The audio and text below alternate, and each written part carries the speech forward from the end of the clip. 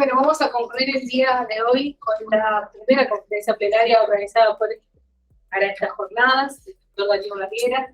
Hoy a la mañana, con ocasión de la apertura, hacemos mención de dos cuestiones. Una es el desafío de renovarse para la Fundación y tratar de acercándonos a trabajar una doble significación desde Asia, Europa y América, y en ese sentido destacábamos la presencia de los historiadores que aceptaron hacer las conferencias plenarias, el doctor Darío Barriera y la doctora Alicia Antel.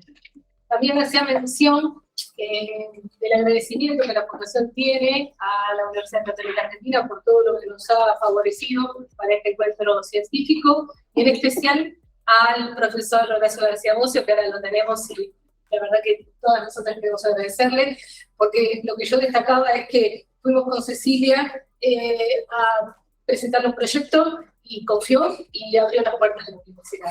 Así que, Horacio, muchísimas gracias, y por eso para nosotras es un honor que Horacio lo presente a Darío. Buenas tardes a todos y muchas gracias por la presencia. La presentación del doctor Barriera se ha conocido por todos, el currículum de Darío que lo conocen, así que muchas gracias por el consenso, doctor París.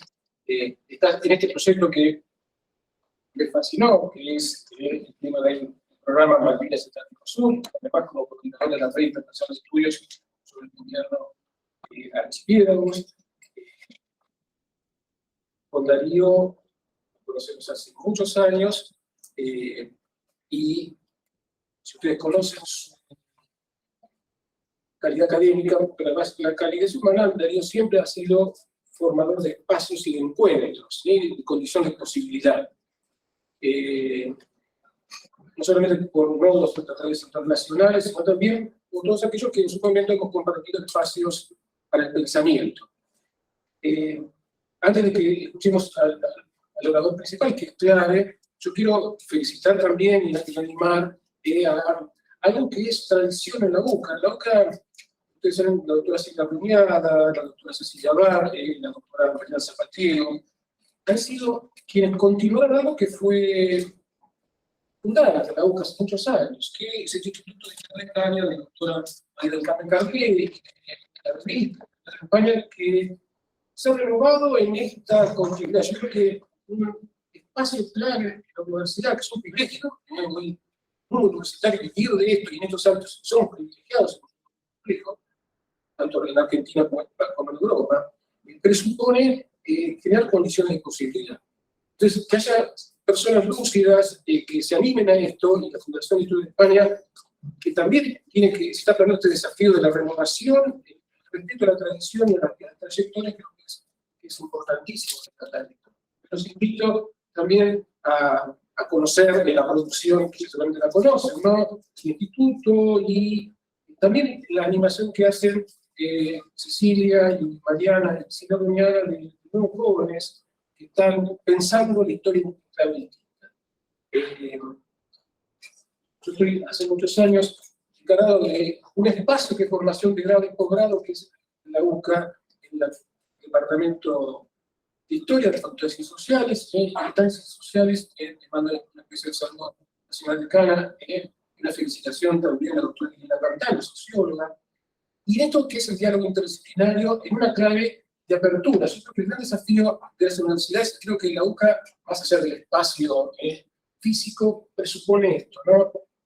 Ser una universidad. La universidad es un lugar donde hay dos cosas que la atraviesan. Por un lado es el diálogo.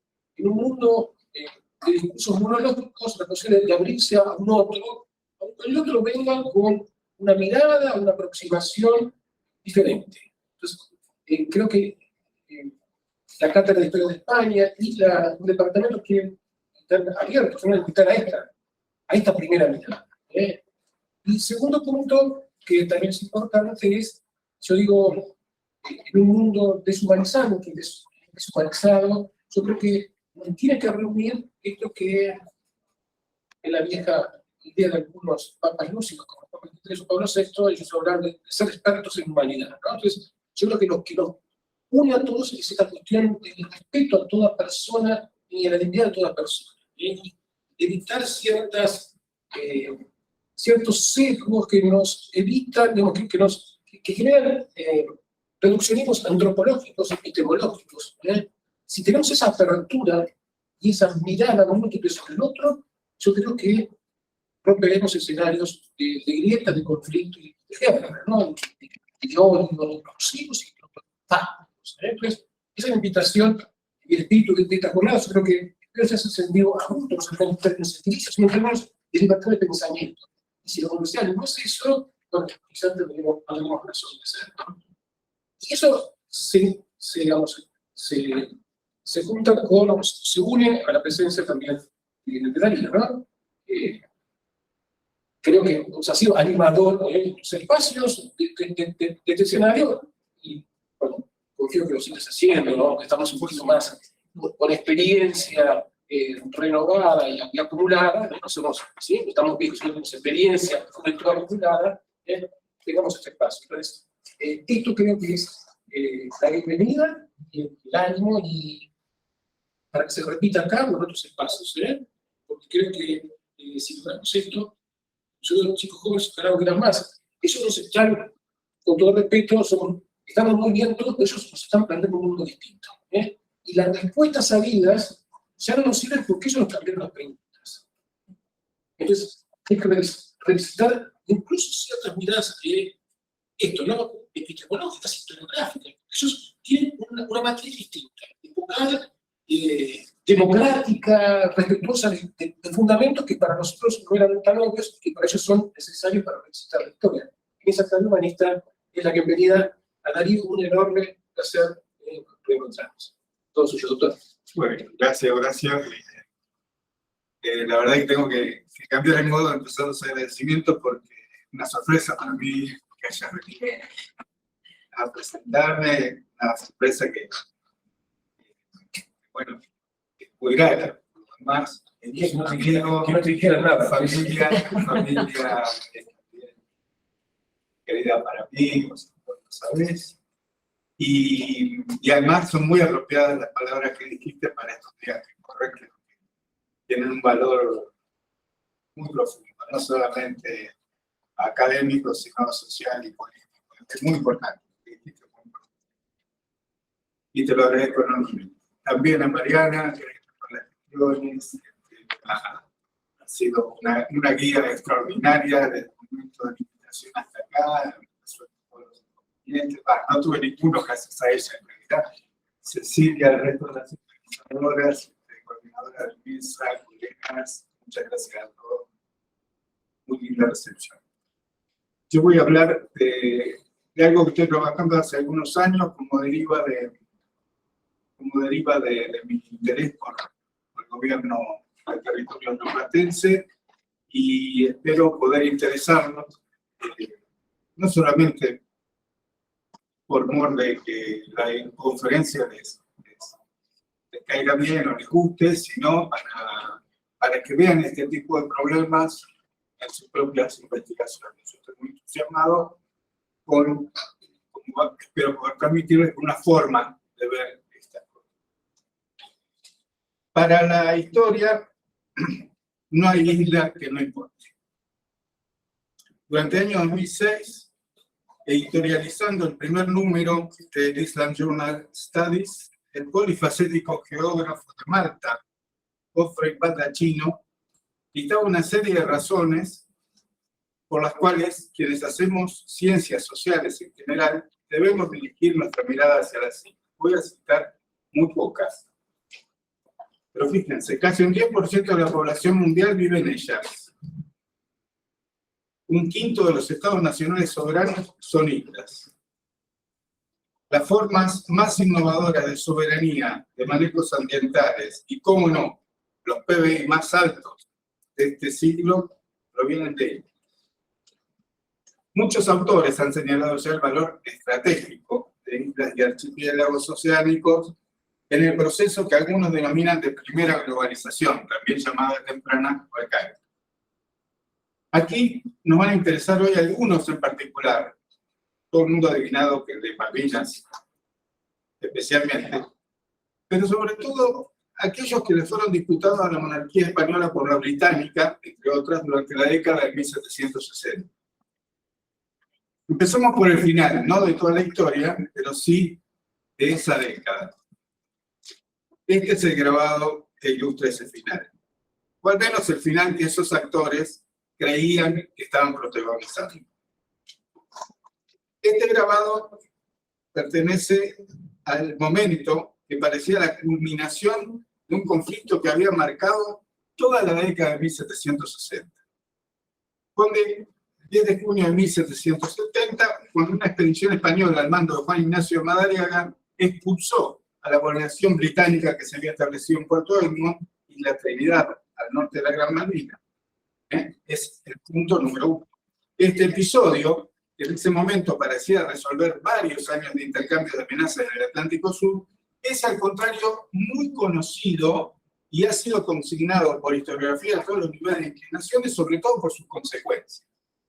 La evicción de Puerto Egmont origina lo que se conoce como la crisis de 1770 en el Atlántico Sur, que no alude tanto a la pelea entre las fuerzas navales españolas destacadas en Montevideo y a los comandantes británicos que custodiaban Puerto Egmont, sino sobre todo al fuerte enfrentamiento diplomático desencadenado por el conato de enfrentamiento bélico que casi lleva a una nueva guerra entre las coronas borbónicas y el Reino Unido. ¿Cómo se llegó a esta situación? La historia corta y más difundida es la que contó este hombre, Paul Broussard, a comienzos del siglo XX, cuando preparó la primera colección de documentos que ofreció como tributo a la República Argentina para continuar su reclamo soberano sobre las islas. Broussard escribió que cuando el capitán británico McBride llegó a la isla de Saunders en 1765, ya conocía la existencia del establecimiento francés en Port Louis de 1724, así como, agrego yo, sabía de las protestas españolas por la mera planificación previa de parte de los británicos por un asentamiento en Malvinas. De todos modos, sigue Broussard, McBride levantó un fortín, algunas habitaciones y, cito textual, una gran barraca que alojaba a los hombres de tropa y tripulación que no habían permanecido a bordo del navío fondeado en Puerto Egmont, un punto de la costa sureste de la islita de Saunders frente a la isla Keppel o la isla Pig. Vuelvo al mapa, así que voy a volver para que ustedes puedan tener su ubicación. Aunque los ingleses trataban de pasar desapercibido, el conde de Aranda denunciaba desde 1766 su avance sobre dominios españoles, recomendando su expulsión, y desde 1767, cuando se realizó el traspaso del establecimiento francés de Port Saint-Louis al gobierno español de Felipe Ruiz Puente, quien lo renombró el Puerto de la Soledad, el ministro Arriaga advirtió al gobernador de Buenos Aires, Bucareli, sobre la intrusión. La distancia entre Puerto de la Soledad y Puerto de la Cruzada, llamado Egmont por los ingleses, en la isla de la Trinidad, era de 180 millas. Y para broma irónica de Broussard, si los ingleses se hubieran quedado quietos por intrusos y los españoles por ser más débiles, la situación podría haberse prolongado por un tiempo indefinido. El director de la Biblioteca Nacional señala a los fogoneos cortesanos del Duque de Aranda y los mensajes de Julián de Arriaga, el gobernador de Buenos Aires, como los disparadores de una crisis que en un tris pasó de ser improbable a inevitable. Incluso sugiere que fue la molicie de los funcionarios coloniales lo que impidió que tomaran nota del volumen de papeles que anunciaban el establecimiento inglés. Aquí no puedo sino recordar las amargas cartas a distintos ministros de Madrid, escritas por don Manuel Amat y Juniel, ya como virrey del Perú, rezongando por la imposibilidad de ocuparse de los litorales de los dos océanos. Hacia finales de 1769, Bucareli mandó al jefe de la División Naval de Montevideo, Juan Ignacio Madariaga, a registrar las costas del archipiélago con 3 embarcaciones. El primer comisionado fue Fernando de Rubalcaba, que llegó a destino a finales de enero de 1770, y el 19 de febrero descubrió al fin el puerto de la Cruzada, donde se hallaba anclada la fragata Tamar, mandada por Antonio Hunt. Broussard refiere las conversaciones tenidas entre Rubalcaba y Hunt a los intercambios escritos que él mismo incluyó los documentos que ofreció a la Argentina, los documentos 5 y 6. Y dice que desde Buenos Aires se preparó el paso siguiente sin esperar órdenes de la Corte por temor a que fueran contradictorias. Algo que sabemos todos los ministros hacían deliberadamente, mandar órdenes contradictorias. La última escuadra zarpó de Montevideo en mayo, esta vez con 1.500 hombres y al mando de Madariaga. Llegó a las cercanías de Puerto Egmont el 3 de junio y halló el asentamiento muy debilitado. Capitán Hunt se había vuelto con la fragata Tamar a Inglaterra y el puerto era custodiado solamente por la corbeta Favorite, comandada por William Nalby, ya que la Swift, que era comandada por Farmer, se había malogrado en el estrecho de Magallanes antes de que llegara Madrid. Cruzar no se detiene en las negociaciones, relata brevemente la expulsión y sus consecuencias, esto es, el posterior reclamo inglés, las concesiones españolas firmadas por Macerano y los festejos de Francia, y solamente indica que la capitulación firmada por Farmer y Malby, a la que caracteriza de moderadas condiciones, se compone de un texto en español que figura en los archivos y uno inglés publicado por Almanac Register de 1771. Estas negociaciones son muy importantes porque incluyeron la famosa cláusula secreta, escrita en ninguna parte, pero cumplida al pie de la letra al poco tiempo, que supuso el regreso de los ingleses a Egmont en 1771 y el nuevo abandono del puerto en 1774. Y desde luego, una enorme pérdida de crédito para los dos reyes, cada uno frente a sus propias cortes. Sin embargo, todo esto había empezado bastante antes. Se había gestado durante mucho tiempo. El interés de Su Majestad Británica por asentarse en algún punto del Atlántico Sur había sido estimulado en la segunda mitad de la década de 1740 por la publicación del diario de este hombre, de Anson, quien había regresado a Gran Bretaña como un héroe después de robar el mayor botín de todos los tiempos, esto es, el galeón de Manica. Si bien el viaje de Anson fue mundialmente conocido por la gran difusión que tuvo el libro de Richard Balter, publicado en 1748, y además traducido inmediatamente, en 1749, como él ya está publicado en francés, no debe olvidarse que no se trató ni de una expedición científica ni de una simple empresa corsaria, sino de una expedición solicitada y cofinanciada por Su Majestad Británica que iba a apoyar a las flotas británicas que operaban en el Caribe desde el Pacífico. Aunque no aparece mencionado muy frecuentemente, esta conexión directa entre la circunnavegación de Anson y la Guerra del Asiento, o como la llamaron los ingleses, la Guerra de la Oreja de Jenkins, aparece señalada con mucha más frecuencia en los trabajos historiográficos más recientes. A su regreso, Anson hizo llegar al almirantazgo una sugerencia explícita sobre la colonización de algún puerto en el Atlántico Sur para anudar con Santa Elena, que desde 1651 estaba en manos de la Compañía Británica de las Indias Orientales. Como ven, empiezan a aparecer otros actores que normalmente en las historiografías más estatalistas no. Si tal empresa no se concretó, fue por la oportuna reacción del embajador español en la corte británica, Ricardo Wall, quien, al enterarse de una posible expedición de Su Majestad Británica al archipiélago, protestó enseguida que Malvinas era jurisdicción española. Con los hechos posteriores a la vista, casi todos estamos de acuerdo en decir que, más que evitar esta invasión, Wall la retardó, toda vez que las expediciones de Byron y de McBride, 1764 y 1765, respectivamente, tienen que encuadrarse en el mismo impulso. La presencia británica en Puerto Egmont había sido detectada ya durante la colonización francesa por el gobierno de Nerville, primo y socio del Vicealmirante de Bougainville. Felipe Ruiz Puente, primer gobernador de Malvinas, subordinado al de Buenos Aires, y en nombre del rey de España, continuó con tareas de reconocimiento y negociación, y en el título que se le emitió, se le encargaba especialmente mantener esas aguas despejadas de barcos extranjeros. Esas islas, que funcionaban como la antesala del gran archipiélago malvinense, las Cebaldinas, que es el grupo que está más al occidente y al norte, eran la llave del Océano Pacífico. Según escribió el 20 de julio de 1765 Lord Edmund a Lord Grafton, cito, esta isla debe dominar los puertos y comercios de Chile, Perú, Panamá, Acapulco y, en una palabra, todo el territorio español que da sobre ese mar. Hará que en adelante todas nuestras expediciones a esos lugares nos resulten muy lucrativas, de carácter fatal para España, y ya no serán tan tediosas o inseguras en una guerra futura.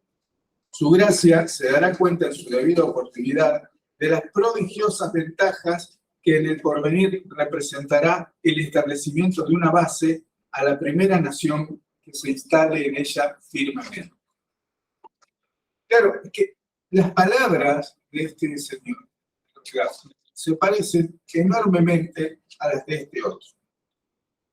Don Manuel Amat y Jumién, que había escrito más o menos lo mismo el 8 de abril de 1758, varios años antes, desde Santiago de Chile al Bailío Arriaga, cuando, afirmando que corría el susurro de un asentamiento inglés en el Atlántico Sur, comenta que las ventajas que obtendría España al ocuparlas son tan visibles, cito, como imponderables las funestas resultas de un dominio extranjero.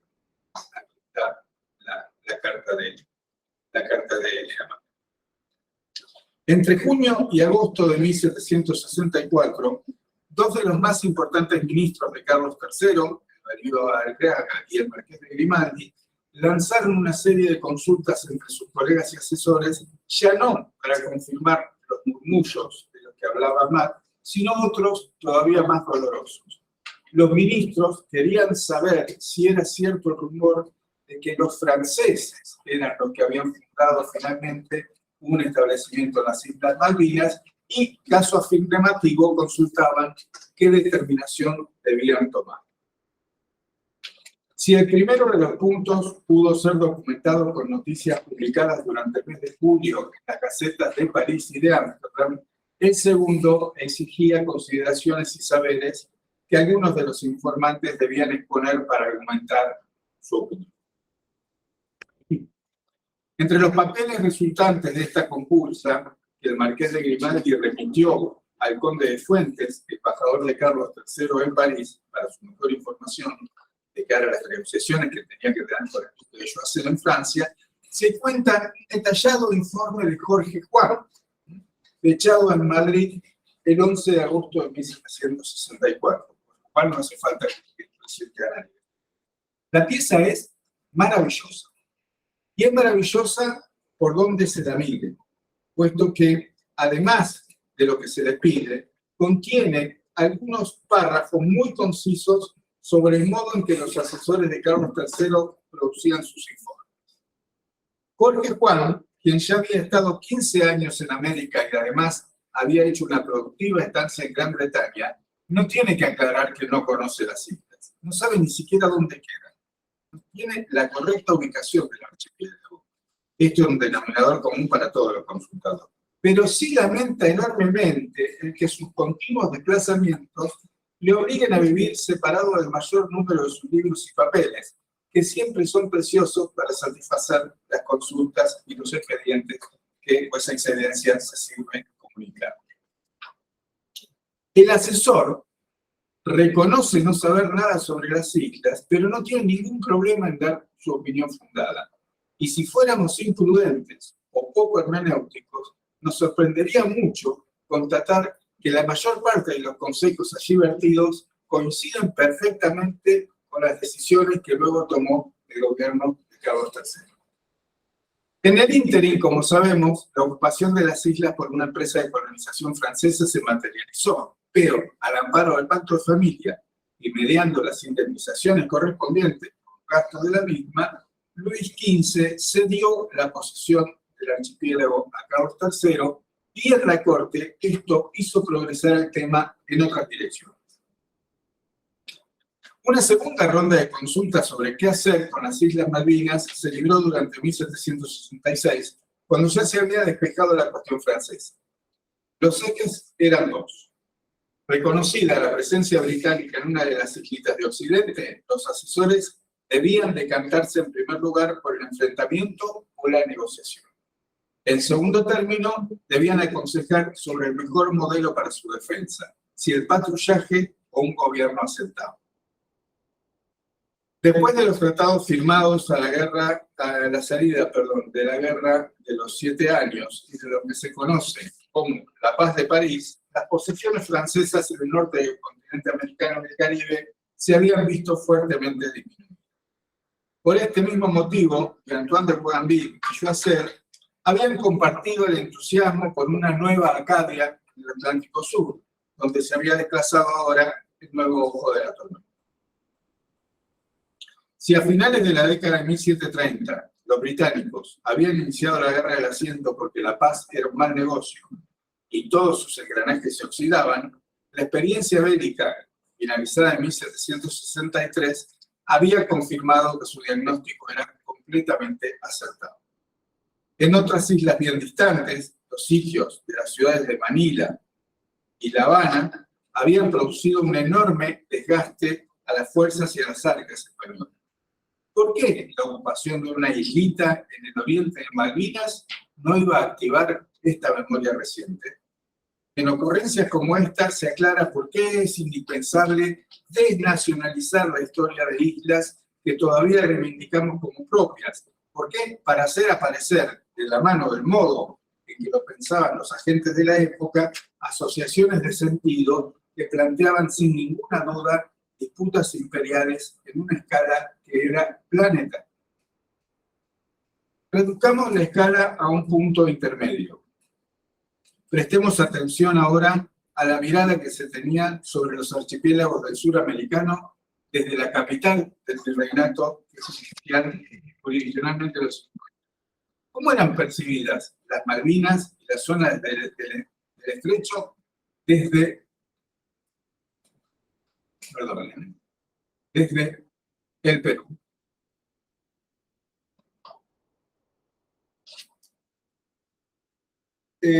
Las advertencias e informaciones sobre el merodeo de ingleses a Malvinas llegaban sin pausa por todos los canales imaginables.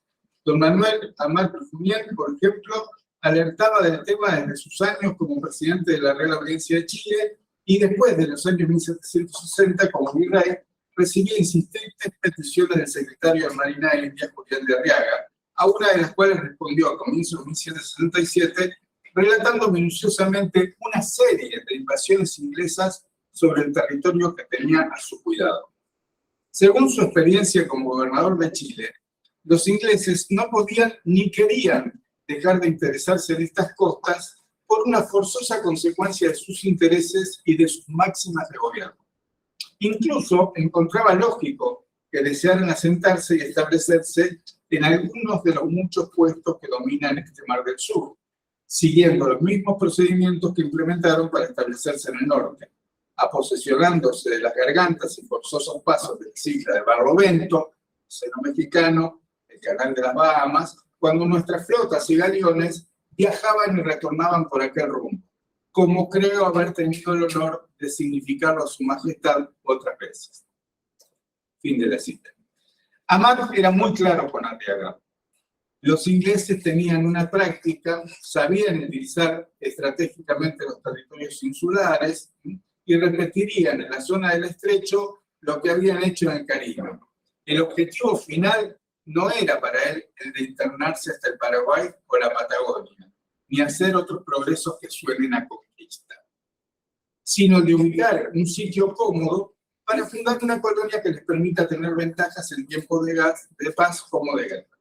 El virrey sugería que, basándose en contactos que ya tenían en el Río de la Plata, donde siempre contaron con algún apoyo, los ingleses intentaban extenderse a los puertos del sur para seguir con su tráfico de comercio. Ese comercio discontinuo, pero en la larga duración constante, a través de las islas del Cabo de Hornos y por el estrecho de Magallanes, no había sido practicado solamente por la nación inglesa, sino también y sobre todo por barcos holandeses cuyos tripulantes habían cartografiado mucho mejor la zona y además ya habían recogido esos mapas en un atlas geográfico publicado en 1722. Amat había escuchado a muchos españoles e incluso a varios extranjeros sugerir que la bahía de San Julián, por ejemplo, por aquí, la bahía de San Julián podía ser un puerto óptimo para los navíos de refugio.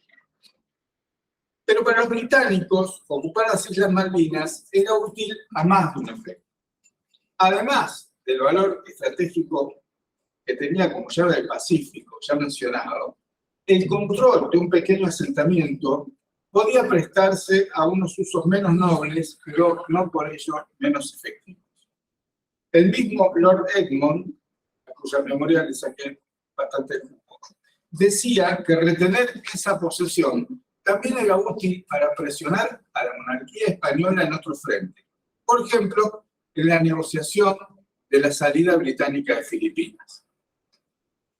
Poner en pie ahí, Malvinas, satisfacía el deseo de su majestad británica de, cito Egmont, disponer de algo para el canje en el caso de que los españoles persistieran en su actitud de negarse a reconocer los giros firmados por el arzobispo de Manila, Manuel Antonio Rojo, para terminar de pagar el rescate de esa ciudad, porque había quedado un saldo de unos 2 millones de pesos.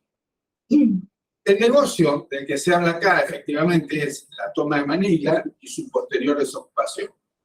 Las cruentas batallas que se libraron en el Océano Índico y que tuvieron como protagonistas a las armadas de las 3 coronas que también se cruzaron en el Atlántico Sur, tienen una cronología compleja que se cruza además con dinámicas locales, como los conflictos carnáticos.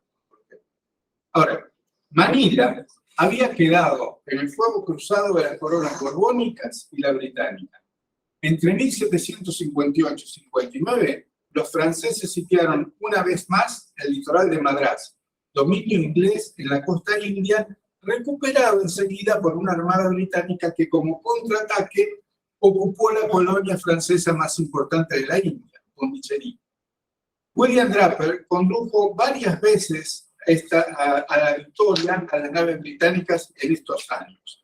De regreso a Londres, oyó sobre la guerra con España y fue él quien presentó un proyecto para sitiar Manila en 1761, para sitiarla con barcos de la Marina Británica y fuerzas de la Compañía Inglesa de las Indias Orientales. Cito: el 30 de diciembre de 1761, los directores de la Compañía de las Indias Orientales mostraron de palabra su acuerdo y el 2 de enero de 1762, fecha sospechosamente cercana a la del acuerdo de la Compañía, Inglaterra declaró la guerra a España.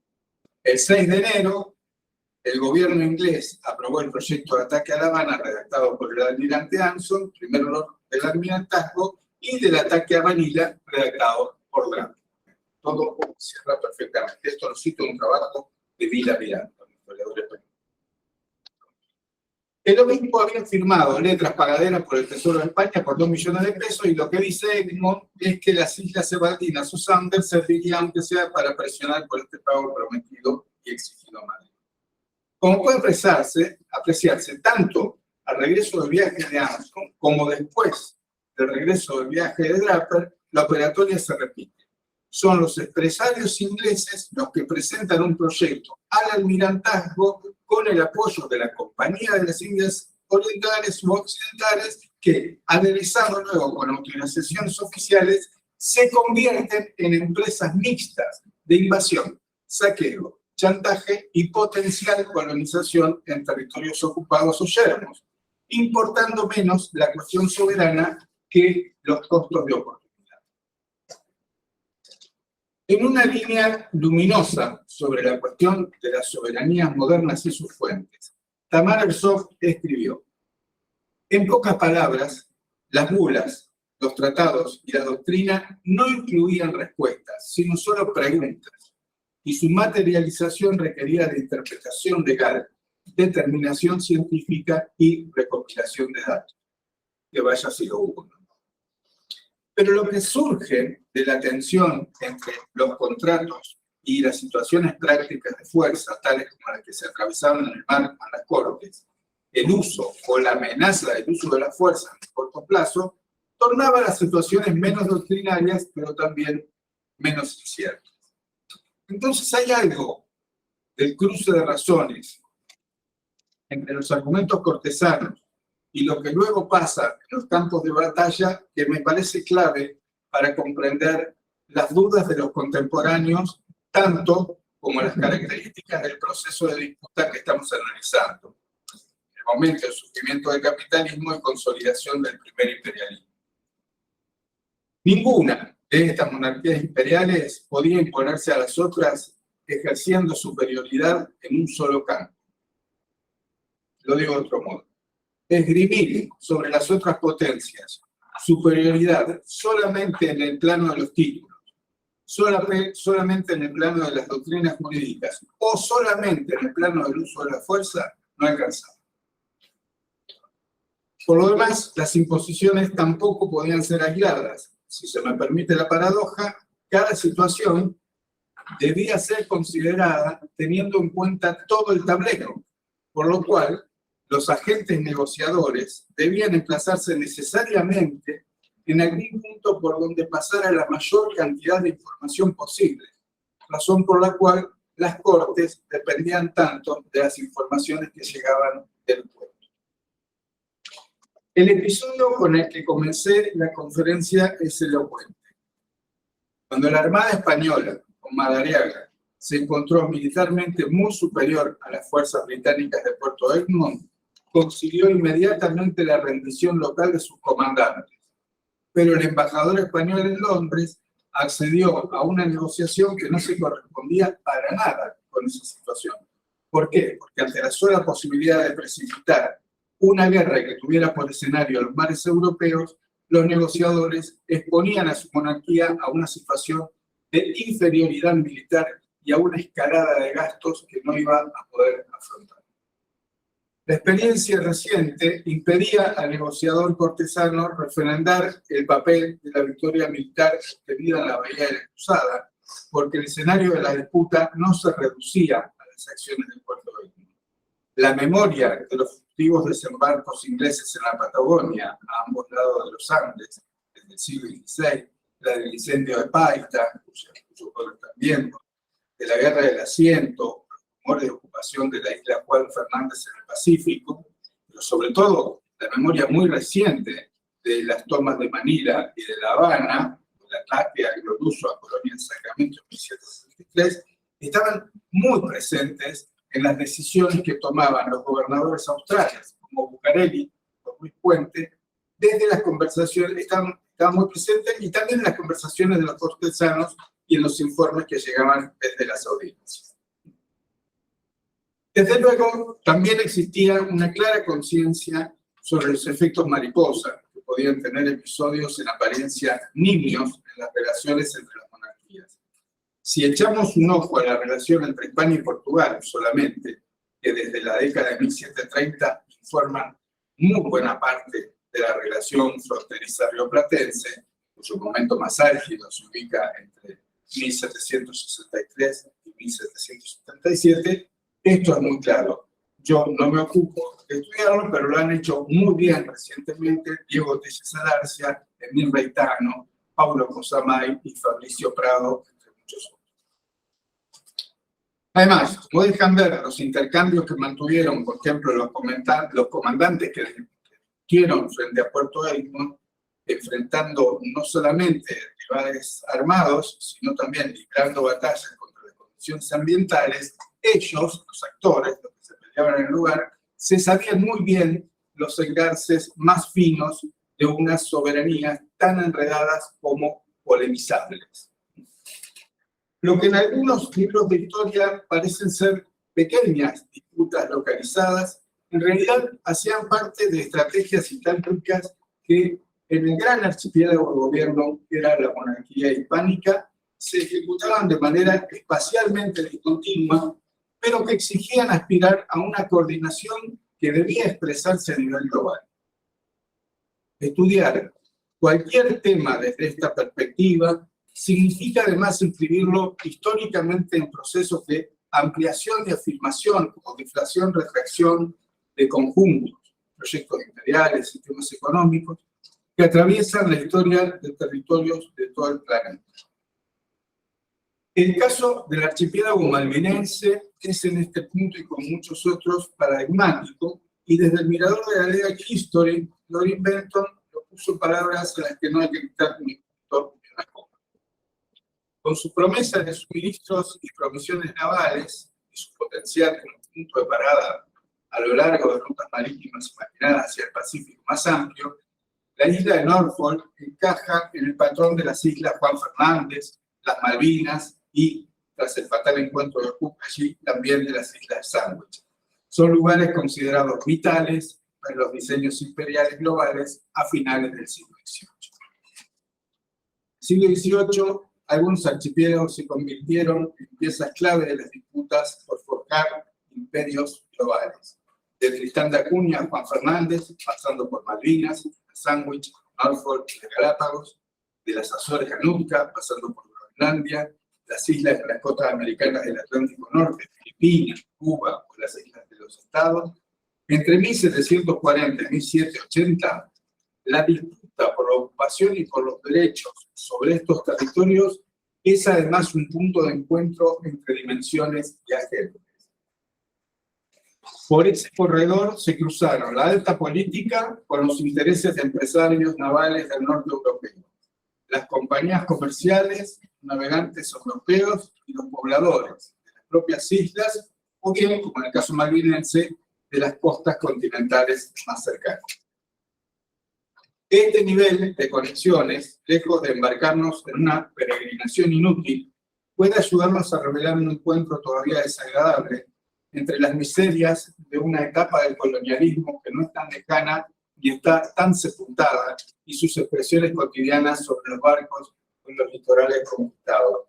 En este punto tengo que hacer una especie de cita oral y recomendar tanto para quien no lo haya leído, la lectura del libro de Lindbergh y Rediker, La Hidra de la Revolución, como la de Ernesto Pico, Soñar con las Islas, donde relata de una manera muy cruda, como hacen los buenos cronistas contemporáneos, todo el maltrato que sufren hoy en día los trabajadores de los barcos pesqueros en el Atlántico del Sur, no importa la nación o la bandera que tenga el barco.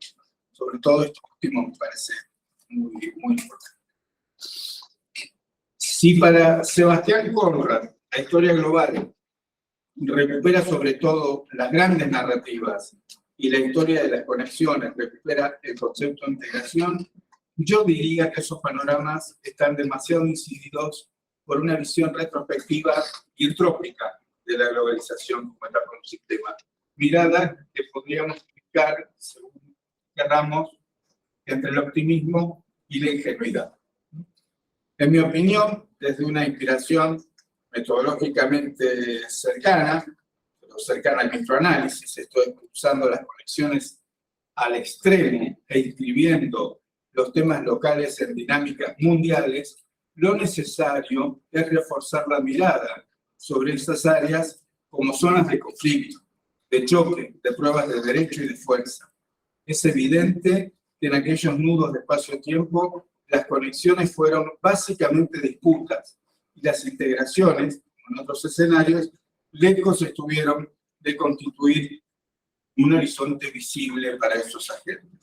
En definitiva, no estaría mal, como ha sugerido mi maestra María de Carsolio, que los historiadores podamos mostrar que las estructuras globales son siempre el resultado de proyectos de globalización y, por lo tanto, persiguen realizar sus propios intereses y programas. Muchas gracias.